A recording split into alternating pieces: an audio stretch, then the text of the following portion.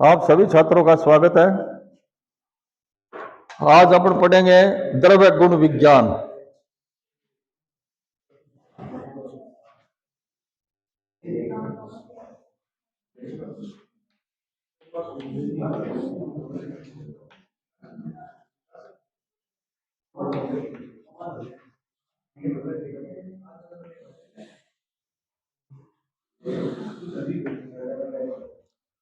ये डीएनपी वालों का सब्जेक्ट है। डीएनपी वाले कितने हैं अपने यहाँ? सिर्फ 2 ही हो क्या? अच्छा, ये बीएससी में सेकेंड ईयर में लगेगी, तो इसलिए आप भी इसको सुनो, पढ़ो, ठीक है। द्रव्य गुण जो विज्ञान क्या है? कि आयुर्वेद चिकित्सा विज्ञान का सम्यक अध्ययन करने के लिए 3 सूत्रों हेतु, लिंग, औषध का परिज्ञान होना आवश्यक है। हेतु किसको कहते हैं? कारण को। लिंग है, ये पदार्थ द्रव्य का नाम है। औषध, औषध है ही भाई, कौन सा द्रव्य है, क्या औषध है। इसमें से औषध सूत्र को विश्लेषित करने के लिए द्रव्य गुण विज्ञान के नाम से एक नवीन विद्या का विकास हुआ। क्या? संक्षेप में जिस शास्त्र या विज्ञान में वैज्ञानिक पद्धति से द्रव्य एवं गुण धर्मों का प्रतिपादन किया जाता है, उसे द्रव्य गुण विज्ञान कहते हैं। अब द्रव्य क्या चीज है, इसके अंदर ये परिभाषा आपकी आ गई कि जिसमें गुण और धर्म हो वह द्रव्य है। यहां प्रयुक्त द्रव्य शब्द औषध तथा आहार दोनों ही प्रकार के द्रव्यों को समाविष्ट करता है। चिकित्सा में औषध द्रव्यों की प्रधानता होने से उनका प्रधान रूप से प्रतिपादन किया जाता है, ठीक है। गुण शब्द से रस, गुण, वीर्य, विपाक, कर्म का बोध होता है। गुण क्या है? गुण के बारे में आपने पीछे पढ़ा था। गुण के अंदर क्या होना चाहिए? शब्द, रस, गुण, वीर्य, विपाक और कर्म, ये तीनों चीज होती है द्रव्य में। हाँ, द्रव्य गुण विज्ञान की शाखाएं क्या है? आचार्य चरक ने द्रव्य का अध्ययन करते समय प्रकृति, गुण, प्रभाव, देश, संग्रह, संस्कार, मात्रा, व्याधि का परिज्ञान करने का निर्देश दिया है, ठीक है। तद अनुसार उसे नीचे लिखी पुस्तक मुख्य शाखाओं में विभक्त किया जा सकता है। मुख्य क्या चीज है? देश, भूमि, काल विज्ञान, इकोलॉजी। द्रव्य किस देश, जंगल, अनूप, साधारण भूमि से प्राप्त है तथा कौन कौन सी जलवायु, समशीतोष्ण, उष्ण, शीत जलवायु पाए जाते हैं, इनकी जानकारी इस शाखा में की जाती है। देश भूमि का मतलब है कभी कौन सी जगह कौन सा द्रव्य मतलब वहां प्राप्त होता है। वैश्य द्रव्य विज्ञान है मैटेरिया मेडिका। इसमें द्रव्यों का भौतिक स्वरूप अर्थात नाम, कुल, वास, स्वभाव, सामान्य रचना, मॉर्फोलॉजी का वर्णन किया जाता है। इसी विज्ञान की एक विद्या शाखा भेषज विज्ञान होती है, जिसमें द्रव्यों के आंतरिक रचना का विशेष वर्णन किया जाता है। भेषज की चिकित्सा क्या है? इसमें द्रव्यों का समस्त पुरुष के विभिन्न शारीरिक संस्थानों पर उनके गुण कर्मों का प्रभाव ज्ञात किया जाता है। द्रव्यों का मानव शरीर पर प्रयोग करने से पूर्व जैविक प्रयोगशाला में विभिन्न स्वस्थ एवं रुग्ण प्राणियों के शरीर पर भी प्रयोग कर उनके गुण, कर्म एवं प्रभाव का अध्ययन किया जाता है। मतलब क्या है कि दूसरे जो जानवर है ना, उनके ऊपर ये एक्सपेरिमेंट करके और बाद में फिर मनुष्य पर किया जाता है। इस प्रकार विभिन्न विधियों से व्याधि सामक कर्म प्रभाव ज्ञात कर उनका आतुरालय में तद व्याधिग्रस्त पुरुषों पर व्याधि शमनार्थ प्रयोग किया जाता है, ठीक है नहीं। संग्रह एवं संरक्षण क्या है? Collection and prevention. इसमें द्रव्यों को विशेष ऋतु विधि से संग्रहित कर उन्हें विभिन्न भौतिक रासायनिक नियम विधियों द्वारा सुरक्षित कर कृमि जंतु ऋतुओं के अति शीत, उष्ण, आर्द्र प्रभाव से मुक्त कर दीर्घ काल तक गुण वीर्य युक्त बनाए रखने की विधि का वर्णन किया जाता है। भाई, जिस ऋतु में कौन सी औषधि प्राप्त होती है उसको इकट्ठी करके उसको प्री रिजर्वेशन कहते हैं। जैसे कोल्ड स्टोर में अपना रखते हैं ना भाई। अब जी मान लो वर्षा ऋतु है, इसके अंदर जो द्रव्य पैदा हो गए, जो पौधे पैदा हुए हैं, उसको इकट्ठा करके आगे के लिए प्रिजर्वेशन करते हैं उसका। संग्रह एवं संरक्षण क्या है, ये तो पढ़ाई दिया आपका। विश्व विज्ञान टॉक्सिकोलॉजी, इसमें विषाक्त द्रव्यों के मानव शरीर के विभिन्न स्थानों पर होने वाले विषाक्त प्रभाव, लक्षणों तथा उनके प्रतिरोधक द्रव्यों का प्रतिवर्ष द्रव्यों का वर्णन किया जाता है। ठीक है। भेषज कल्पना विज्ञान फार्मेसी, इसमें द्रव्य में गुण वृद्धि, गुणांतरधान, द्रव्यगत अशुद्धि के शोधनार्थ विभिन्न कल्पनाओं या संस्कारों जैसे सवरस, कलक, क्वाथ, फांट, शर्कर, गुटिका, आसव, चूर्ण, घृत, तेल आदि के निर्माण का अध्ययन किया जाता है।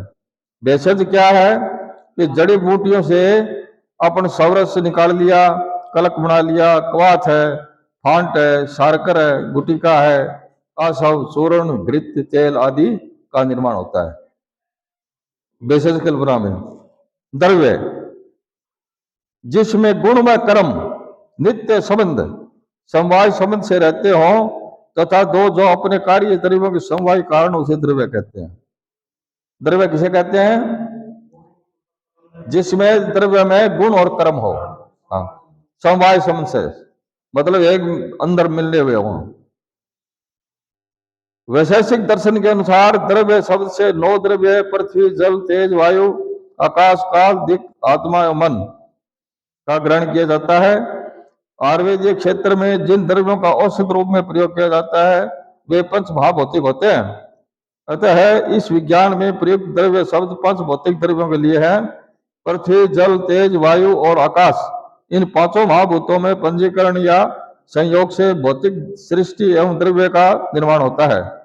उनमें जिस किसी महाभूत की प्रधानता होती है उसी के अनुसार वह द्रव्य कहलाता है। उदाहरण के लिए आकाशीय द्रव्य, पार्थिव द्रव्य, तेजस द्रव्य, क्योंकि ये पंच महाभौतिक है। पंच महाभौतिक द्रव्य जो है वो उसमें जिसमें ज्यादा गुण होंगे उसको वो द्रव्य कहलाएगा। किताब है क्या आपके पास में? किताब नहीं है, चलो आपके ये थोड़ा सुन लो, ये सेकंड ईयर में आएगा आपके। और नहीं तो किताब लो तो ले लो, लाइन नीचे मिल जाएगी। ये आयु नहीं है क्या? अच्छा। कारण द्रव्यों को इस परिभाषा की इसलिए भी प्रतीक किया जा सकता है कि आत्मा, मन, काल एवं दिक् भी द्रव्य की उत्पत्ति में निमित्त कारण होते हैं, समवायी कारण नहीं होते। कारण द्रव्यों में रस, गुण, वीर्य, विपाक, प्रभाव आदि स्थित नहीं रहते हैं। ये सभी रस आदि कार्य द्रव्यों औषधि रहते हैं। मतलब बीएससी के अंदर तो क्या है कि आपके सब्जेक्ट पूरे हो गए हैं, 2 मैंने पढ़ा दिए, 3 आपके चल रहे हैं। बीएससी के इतने ही सब्जेक्ट है। अब ये क्या है कि डीएनपी का चल रहा है, डीएनपी के भी 2 सब्जेक्ट है वो पूरे हो गए। और ये आपका रस क्या एनाटॉमी फिजियोलॉजी है वो भी चल रहा है। ठीक है ना। अब ये स्पेशली डीएनपी के लिए है, आपके लगेगा वो सेकेंड ईयर में लगेगा। ये द्रव्य वगैरह है ना, ये आपके सेकेंड ईयर में लगेगा।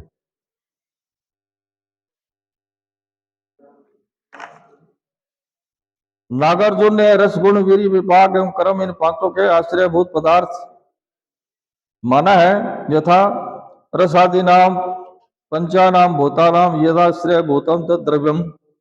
भाव मिश्र ने इसी अर्थ को निम्न प्रकार से व्यक्त किया है, जिसमें रस, गुण, वीर्य, विपाक प्रभाव रहते हैं वह द्रव्य होता है। द्रव्य के प्रकार क्या है?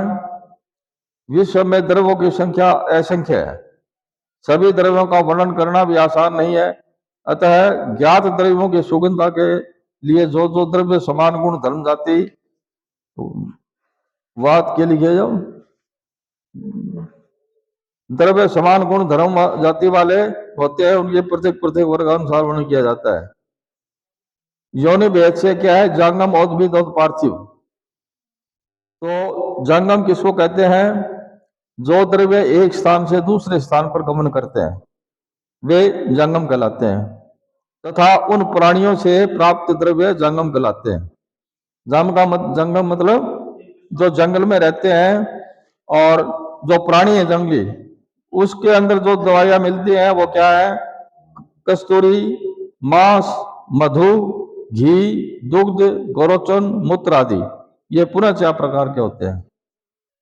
फिर जहाँ 4 प्रकार के होते हैं, ये जंगम है ना, ये 4 प्रकार के होते हैं।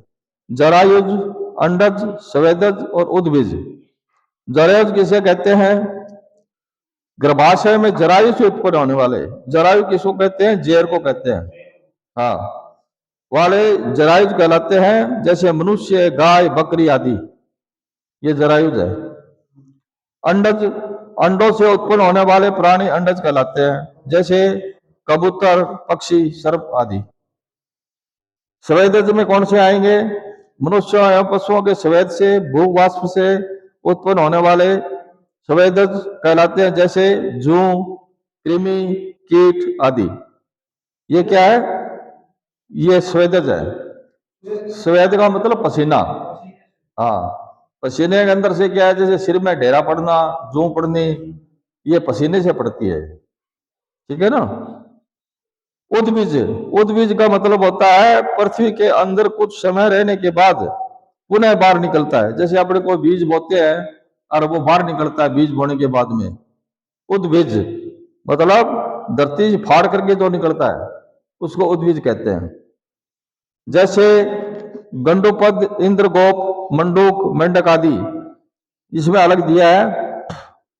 इसमें क्या है? जैसे गंडोपद है, इंद्रगोप, मंडूक, मेंढक है ना, वो मेंढक है, ये भी धरती से निकलता है। हाँ,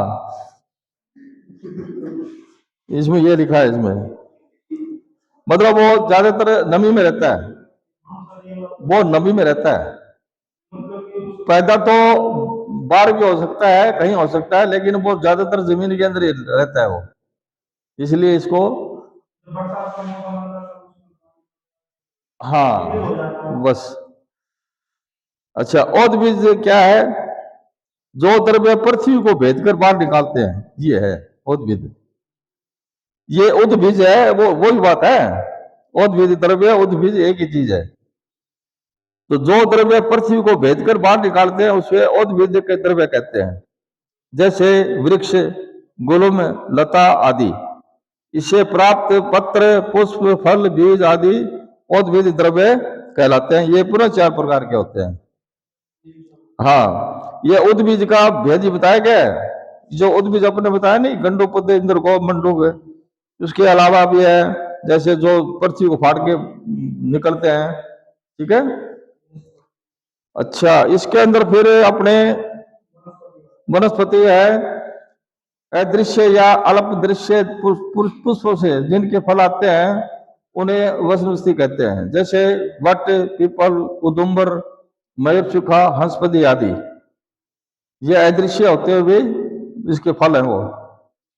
पुष्प मान लो वनस्पति। जिन वृक्षों के पुष्प फल दोनों ही स्पष्ट दिखाई दे वे वनस्पति कहलाते हैं। ये थोड़ा सा ध्यान कर लिया होगा, थोड़ा डिफरेंस है। हरित की, विविध की, आम्र आदि। औषधि क्या है? फलों के पक्व होने पर जो औद्भिद नष्ट हो जाते हैं। औद्भिद आया यहाँ, औद्भिद किसको कहते हैं? जमीन फाड़ करके जो पौधा निकलता है वो पकने के बाद नष्ट हो जा पकने के बाद जो नष्ट हो जाए उसको औषध कहते हैं। हाँ, औषधि काम में लेते हैं। वे औषधि द्रव्य कहलाते हैं। जैसे अपामार्ग। अपामार्ग किसको कहते हैं? भ्रूट को कहते हैं। भ्रूट समझते हो क्या आप? भ्रूट कांटेदार, तो उसको अपमारक कहते हैं। अपमारक है एक तो देखो सीधा भ्रूट हो गया और एक उल्टा भ्रूट हो, नहीं कई कई देखा उल्टा खींचा से उल्टा हो गया। और भी वो आपको दिखाएंगे कभी, याद तो नहीं मिलेगा, बरसात के दिनों में मिलता है, तो उसको बोलते हैं अपमारक। यव, गोधूम, चणक, मेथिका। चणक मतलब चीना, मेथिका, अजवाइन, जीरा आदि ये औषधि हैं। ये सब विरुद्ध, फैलने तथा चढ़ने वाला उद्भिद विरुद्ध कहलाता है। भाई बेल वगैरह जो होती है ना वो विरुद्ध कहलाती है। जैसे गिलोय की बेल। अमृता किसको कहते हैं? गिलोय को। विष्णुक्रंता, कनेर, अर्क, वासा आदि। अर्क किसको कहते हैं? आग को। पार्थिव द्रव्य क्या है? अब ये तो आगे आपका उद्भिज, अब है पार्थिव। हाँ, पृथ्वी की खदानों से प्राप्त द्रव्य पार्थिव खनिज कहलाते हैं। जैसे हरताल, गोदंती, लोह, ताम्र आदि धातुएं पारद आदि। अन्य वर्गीकरण क्या है? पांच भौतिक दृष्टि से आकाशीय, वायुव्य, आग्नेय, जलीय एवं पार्थिव। प्रयोग भेद से औषध द्रव्य एवं आहार। रस भेद से मधुर, अम्ल, लवण, कटु, तिक्त, कषाय। प्रभाव भेद से दोष प्रशमन द्रव्य, धातु प्रदूषण द्रव्य, स्वस्थ हितकारी द्रव्य। इस प्रकार चेतन, अचेतन, कार्य कारण, गुण भेद, विपाक भेद, वीर्य भेद, क्रम भेद आदि दृष्टि से अनेक प्रकार के वर्गीकरण किए जा सकते हैं। द्रव्यों के परिभाषिक वर्ग क्या है? एक ही शब्द या संज्ञा से अनेक द्रव्यों का परिज्ञान कराने वाले, हाँ, पारिभाषिक शब्द का वर्ग कहलाते हैं। ठीक है, इनका शास्त्रों में उल्लेख किया गया है तथा व्यवहार में भी उनमें से कुछ निम्नलिखित है। जैसे त्रिफला, त्रिफला में क्या क्या चीज होती है? हर, भेड़, आंवला। त्रिकटों में क्या चीज होती है? सौंठ, काली मिर्च और पीपल। चतुषण क्या है? त्रिकटु, सौंठ, मिर्च, पीपल। त्रिकटु का मतलब सौंठ, मिर्च, पीपल और पीपला मूल। ये पांच चीज हो गई इसमें। चतुर्भुज, हाँ, चतुषण। पंचकोल में क्या है? पीपली, पीपला मूल, चव्य, चित्रक और सूंठ। इनको पंचभूषण कहते हैं। पंचभूषण क्या मतलब हुआ? ये पांच चीज गर्म है। उष्ण का मतलब गर्म, गर्म चीज है।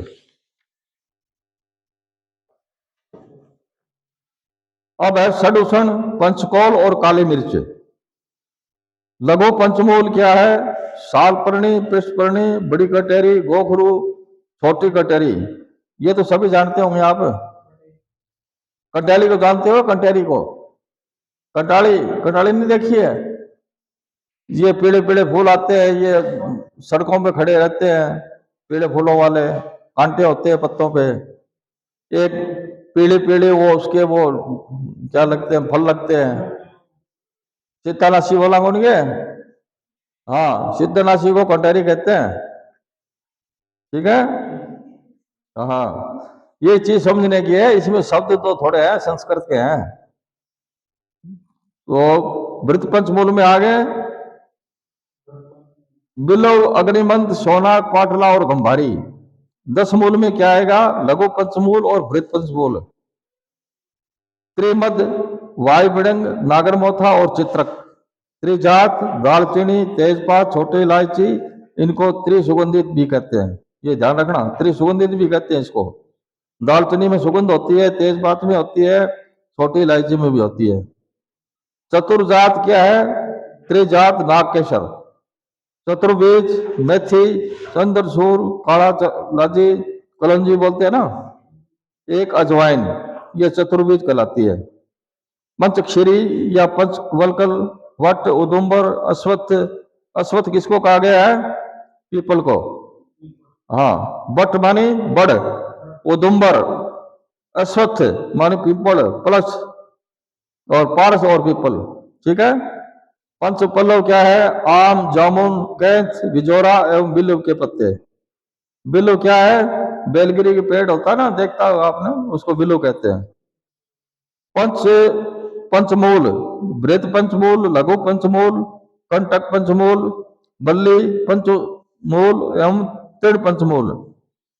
कंटक पंचमूल क्या है? करौंदा, गोखरू, पियावासा, शतावरी, हिंसा। गोखरू किसको कहा गया? बाखड़ी को। हाँ। बल्ली पंचमूल, अनंत पंचमूल, श्यामलता, बिदारी, गुडुच्ची, मेघ श्रृंगी। तृण पंचमूल क्या है? कुश, काश, नल, द्रव, इक्षु। अष्टवर्ग में क्या आएगा?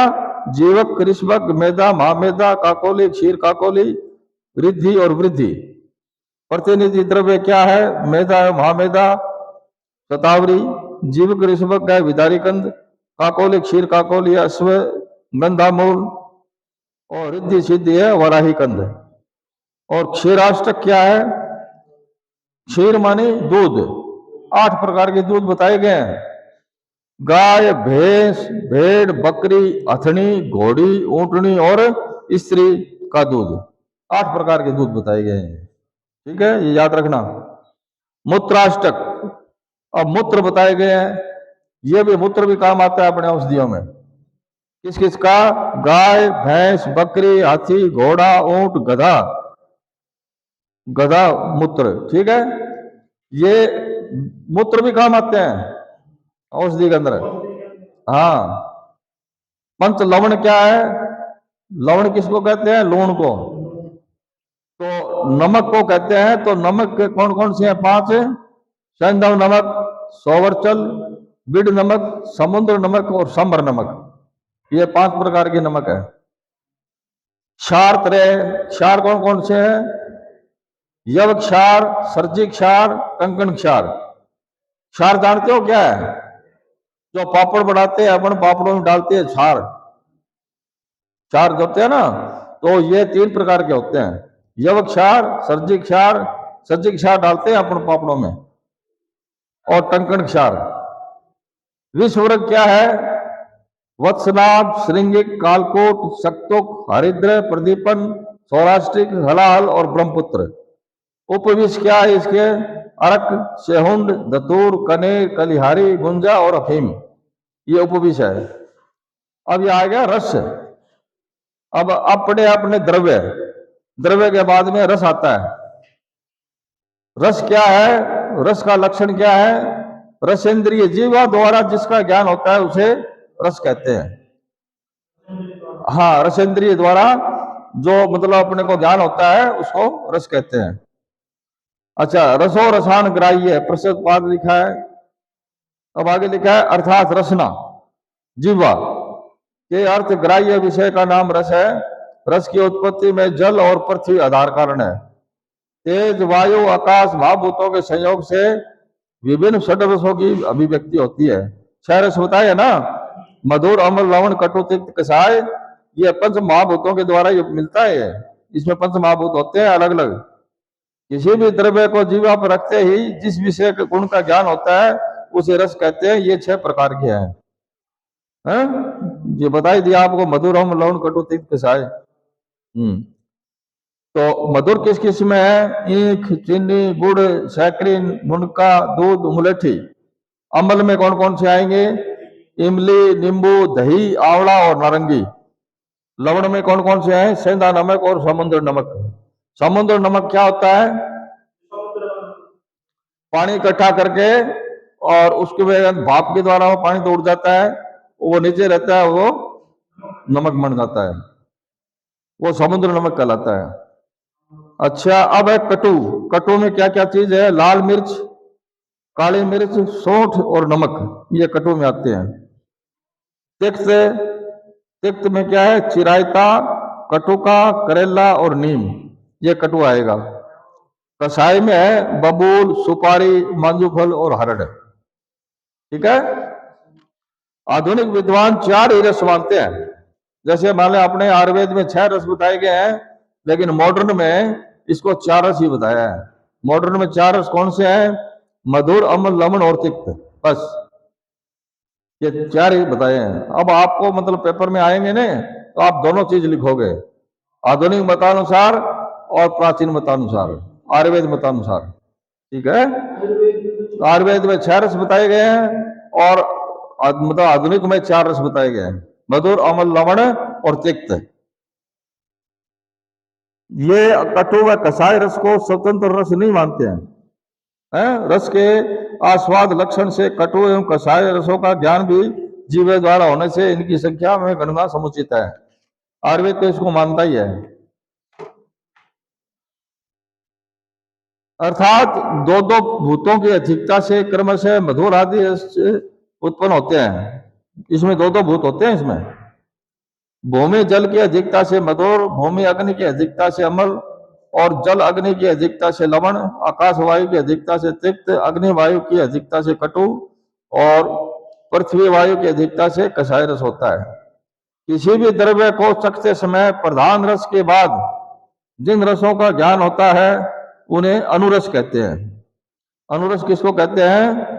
कि जीभ में चखने के बाद में जो रस की मतलब अपने को मालूम पड़ जाए भी ये तिक्त है कि कटु है कि अम्ल है कि मधुर है, उसके बाद जो स्वाद आता है उसको अपन अनुरस कहते हैं। यहाँ यह भी ध्यान रखना चाहिए कि कोई भी द्रव्य एक रसात्मक नहीं होता है। कोई भी द्रव्य है ना, वो एक रस नहीं, उसमें कई रस होते हैं। जैसे मान लो हरड़ है तो उसमें खाली कसाई रस नहीं है, उसके अंदर और भी रस है, लेकिन प्रधान उसके अंदर कसाय है। हाँ, तो कल्पना के आधार पर उसको फिर क्या कहेंगे, उपरस। जैसे प्रधान रस है और उपरस। तो ऋतु के अनुसार रसोत्पत्ति क्या है? हेमंत के अंदर क्या बनेगा? मधुर। शरद में क्या है? लवण। वर्षा ऋतु में अम्ल, ग्रीष्म ऋतु में कटु, और बसंत ऋतु में कषाय, और शिशिर ऋतु में त्यक्त। ये उत्पत्ति होती है। अच्छा, महाभूत ये लिखा है दोष पर प्रभाव। अब दोषों में प्रभाव क्या है? पृथ्वी जल है, वात पित्त कफ दोष प्रकोप है, और गुण है भृंगण धातु पोषक आदि। अम्ल रस है, अग्नि पृथ्वी के द्वारा बनता है, ये वात रोग दोष शमन करता है। कफ पित्त प्रकोपित होता है, दीपक उत्तेजक को बल्ले होता है। लवण रस है, जल अग्नि के द्वारा बनता है, वात कारक होता है, ये शमन करता है, और कफ पित्त प्रकोप होता है। अब ये शमन प्रकोप क्या है? ये शमन तो जो दोषों को शांत करता है, मिटाता है, और प्रकोप क्या है? उसको प्रकोपित करता है। भाई शरीर के अंदर जैसे मान लो अपन ने कोई चीज मधुर रस खाया, मधुर रस खाने से क्या है? शीतलता तो अपने मिल गई, लेकिन प्रकोपित होने के बाद में क्या है? शुगर बन जाना, ये मतलब अलग तरह की बीमारियां हो जाती है उससे, प्रकोपित होने के बाद। ठीक है। वायु, आकाश, पित्त कफ, रुच, दीपन, पाचन, स्तंभ, शोधन, लेखन, और कषाय रस क्या है? पित्त कफ का शमन करता है, वात प्रकोप करता है, ये ग्राही, शोषण, सदमन, रोपण। ठीक है। ये कफ पित्त है ना, ये अग्नि पृथ्वी कफ पित्त बनाया है, कफ पित्त बनाया है। शुगर कब कब बनता है? कफ पित्त से। रस के कर्म क्या है? इनमें पहले से तीन रस अर्थात मधुर, अम्ल और लवण, ये रस वायु का शमन करते हैं, और त्यक्त, कटु और कषाय, ये तीनों रस कफ का शमन करते हैं। ये याद रखना भाई। कषाय, त्यक्त, मधुर से तीन रस पित्त का शमन करते हैं। शेष रहे रस वात पित्त कफ को बढ़ाते हैं, अर्थात त्यक्त, कटु, कषाय वायु को बढ़ाते हैं। मधुर, अम्ल, लवण कफ को, और अम्ल, लवण, कटु रस से ये रस पित्त को बढ़ाते हैं। अब आता है गुण। गुण को अपने कल पढ़ लेंगे, है? अब इतना थोड़ा सा ये रिवीजन कर लेना इसका जाकर के। ठीक है।